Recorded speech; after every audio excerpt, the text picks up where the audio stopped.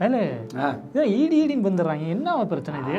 இது அமலாக்கத்துறையா அவங்களுக்கு பொழுது போட்டுனா பிடிக்காத எல்லார் வீட்டுக்கும் அதை அனுப்பிச்சிடுவாங்க. அனுப்பிச்சிட்டு அதுக்கப்புறம் கப்பு சுப்புன்னு ஆயிடுவாங்க. அப்போ அது ஈடி இல்லையா, பெரிய ஈடியா? ஆமாம் ஆமாம் ஆமாம், அது என்ன உண்மைதான். 2047 இந்தியா வளர்ந்த நாடாகும். நான் பேசலப்பா, கவர்னர் ரவி பேசியிருக்காரு. இங்கிலீஷை படிக்கிறவங்க படிக்காதவங்க. அப்புறம் மோச என்ன ஊரை பக்கம் சலமோன் எலெக்ஷன் வருதுல, அதான் ஓட்டு போட லீவ் விட்டானுங்க. இருப்பாரு. அண்ணே 2 டீ. என்னடா டீ குடிச்சிட்டியா? சொல்லுங்க பிரச்சனை சொல்லுங்க. நீதானே குடிச்சு நீண்டா செல்வா சாப்பிட்டாச்சு. சரி இன்னொன்று கூட சொல்லுவோம், வந்திருக்கீங்களா? அண்ணே ஒரு 3 டீண்ணே, நல்லா ஸ்ட்ராங்கா. சூப்பர்ண்ணே, நல்லா இருக்கியாண்ணே? சரிண்ணே. அப்புறம் நான் மோச எலெக்ஷன் வேற வருது. ஆமா யாருக்கு ஓட்டு போடலான்னு இருக்கிற? அட நீ வேறையா, வீட்டு பக்கம் வந்து உருட்டு விட்டுறாங்க. தாய கடலாம் அங்கிட்டு இங்கிட்டு போகுது. என்னன்னு பார்த்தா வந்து இதை செய்யறாங்க. எவனுக்கு ஓட்டு போடுறேன்னே தெரியலையா. ஒருத்தனுக்கு ஓட்டு போட போனா ஊழல் கட்சியா இருக்கான், இன்னொருத்தனுக்கு அப்படியே போனா மதவாத கட்சியா இருக்கான். ஆமா, இன்னொருத்தன் இனம் என் இனம் அப்படின்றான். எப்பா இருக்கியா? அதுக்கப்புறம் அது ஒரு நாள் ஒண்ணு சொல்றியா, இன்னொரு நாள் அதை மறந்துடுறியா, அவனே மறந்துடுறியா. எவனுக்கு ஓட்டு போடுறேன்னே தெரியா, திகச்சு போய் நிக்கிறேன். ஓட்டே போட வேணாம். அப்பனா எவனும் நல்ல வேணே இல்ல, அதனால ஓட்டே போடலன்ற. தேவையில்லாதது, அதெல்லாம் தேவை கிடையாது. ஒரு நாள் லீவ் விட்டாங்களா, வந்தோமா நல்லா கறி அடிச்சு சாப்பிட்டோமா, தூங்கிட்டு போயினே இருக்கணும். ஒட்டுலாம் போட வேணாயா. ஓட்டை போடுறது ஒண்ணுதான், நாட்டுல ஓட்டையை போடுறது ஒண்ணுதான். ஓட்டு போடுறது ரொம்ப ரொம்ப முக்கியம்லையா? சரி செல்வா, நீனாச்சும் என்ன ஓட்டு போட போறியா இல்லையா? ஊருக்குலாம் ஒரு கட்சியா 2 கட்சியா ஏகப்பட்ட கட்சியா எல்லாம் திருட்டு பயிலுங்க. எவனுக்கு ஓட்டு போடுறதுனே தெரியல. அதுக்கு பேசாம வீட்டுல இருந்துடலாம். இன்னொன்று 50,000 மேட்ச் வேற இருக்கியா, டோர்னமெண்ட். அதில் வேற பவுலிங் போட கூப்பிட்டுருக்காங்க, போகணும்ல. ஏண்டா ஓட்டு போடுறது முக்கியம்டா. நீங்க போய் ஓட்டு போடலாம்னா அது 2 பேர் போடலைன்னா என்ன மாறப்போதும்?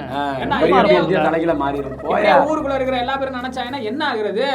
நாங்க போட்டாயா மேல ஏற்கனவே நாங்க போடாமலே இந்தியாவில் இது வரைக்குமே எந்த எலெக்ஷனுமே போட்டதில்ல. இனிமேல் போட்டு என்ன மாறப்போகுது? சரிடா, காசு வாங்கிட்டு ஓட்டு போடுறது அதுக்கு பேர் என்னது?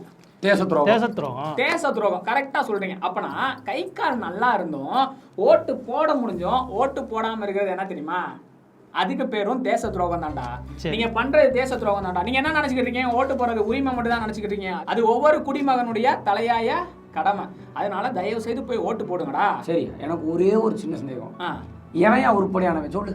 நீயே சொல்லு, யாருக்கு ஓட்டு போடலாம்? இந்த கட்சிக்கு ஓட்டு போடவே பிடிக்கல, எந்த கட்சியுமே விளங்கவே இல்ல, எல்லாமே வேஸ்ட் அப்படின்னு நீங்க 2 பேரும் நினைச்சீங்கன்னா, நம்ம கவர்மெண்ட் அதுக்காகவே நன் ஆஃப் திஸ் அபோ, அதாவது நோட்டான்னு சொல்லிட்டு ஒரு பட்டனை ஒதுக்கி இருக்கிறாங்க.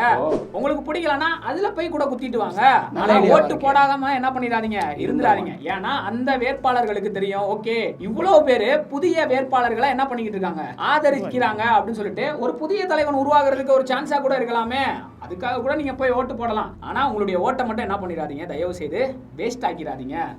என்னடா செல்வா, என்னடா பண்ணலாம்? ஜனநாயக கடமைன்னு வேற சொல்லிட்டாப்ல. போட்டு விடுவோம், ஒரு ஓட்டு தானே. சரி போறோம் போய் போடுறோம். ஆனா யாருக்குலாம் சொல்ல மாட்டோம். கரெக்ட், சரியாடா? ஓட்டு போடுறதுனா ஏன், அது நம்மளோட உரிமை, கடமை. அந்த உரிமையை நாங்க போடணும். டக்குன்னு இடத்த காட்டி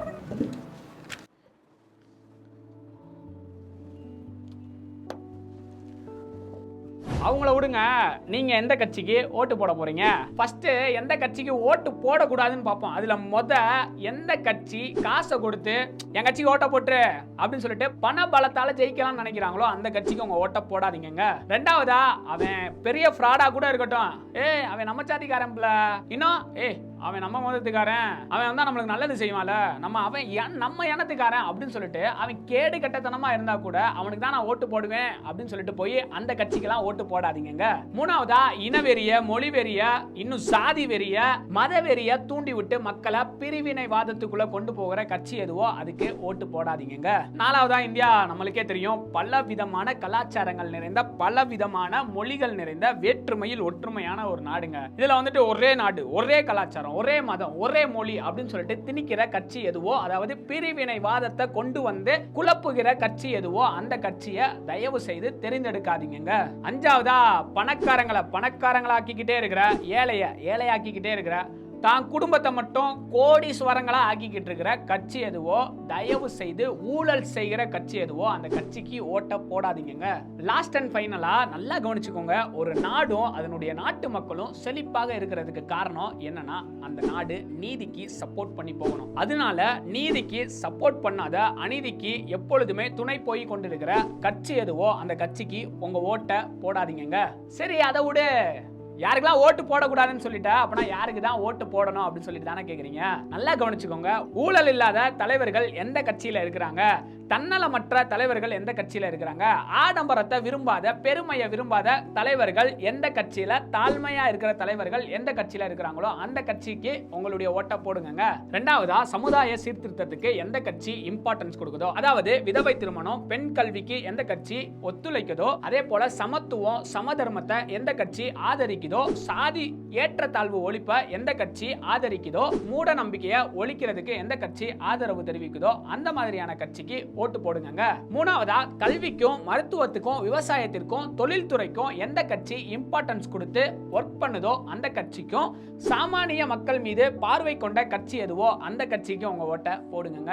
நாலாவதா, முதியவர்களையும், ஏழை குழந்தைகளையும், அனாதைகளையும், சமுதாயத்துல ஒடுக்கப்பட்டவர்களையும், தாழ்த்தப்பட்டவர்களையும், மாற்றுத்திறனாளிகளையும், மூன்றாம் பாலினத்தவர்களையும் உயர்த்துவதற்கு எந்த கட்சிட்ட திட்டங்கள் இருக்குதோ அந்த கட்சியை பார்த்து ஓட்டு போடுங்க. அஞ்சாவதா, நாட்டை முன்னேற்ற பாதையில் நோக்கி கொண்டு செல்கிற கட்சி எதுவோ, அதாவது அறிவியல் துறையில், நீதித்துறையில், மருத்துவத்துறையில், விஞ்ஞான துறையில், இது எல்லாத்திலையுமே நாட்டை முன்னோக்கிய பாதைக்கு கொண்டு செல்கிற கட்சி எதுவோ அந்த கட்சியை பார்த்து உங்க ஓட்ட போடுங்க மக்களே. ஆறாவதா, அவங்களுடைய தேர்தல் அறிக்கையை வாசித்து பாருங்க.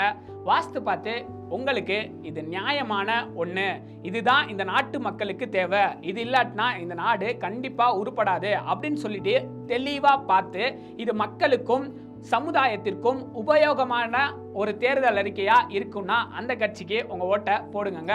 அது மட்டும் இல்லாம கொடுத்த தேர்தல் அறிக்கையை அவங்க நிறைவேற்றுவாங்களா, இந்த கட்சி நம்பகமான கட்சியா, இந்த கட்சியில இருக்கிற எல்லா தலைவர்களும் நம்பகமா இருப்பாங்களா அப்படின்னு சொல்லி பார்த்து அந்த கட்சிக்கு உங்க ஓட்டை போடுங்க. அதனால பணத்துக்கும் பதவிக்கும் ஆசைப்பட்டுட்டு உங்க ஓட்டை போய் வேஸ்ட் ஆக்கிடாதீங்க.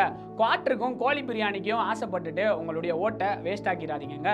5 வருஷம், அடுத்த 5 வருஷம் உங்களுடைய தலைமுறைகளுக்கும் உபயோகமானதா உங்களுடைய ஓட்டு மாறணும்னா சிந்திச்சு இந்த கட்சிக்கு தான் நான் வாக்களிப்பேன் அப்படின்னு சொல்லிட்டு தெளிவா வாக்களிங்க. இல்ல எங்க அம்மா அந்த கட்சி, இல்ல எங்க அப்பா அந்த கட்சி, இல்ல பல தலைமுறையா அந்த கட்சி அப்படின்னு சொல்லிட்டு அந்த கட்சிக்கு போய் வாக்களிக்காதீங்க. இன்னைக்கு அந்த கட்சி எப்படி இருக்குது, இது இன்னும் ஒரு 5 வருஷம் கழிச்சு அந்த கட்சி எப்படி இருக்கும் அப்படின்னு சொல்லிட்டு பார்த்து தெளிவா உங்களுடைய வாக்கை செலுத்துங்க. ஏன்னா அது ரொம்ப ரொம்ப முக்கியமான ஒரு கடமை, ஒவ்வொரு குடிமகனுடைய பொறுப்பும் கூடங்க.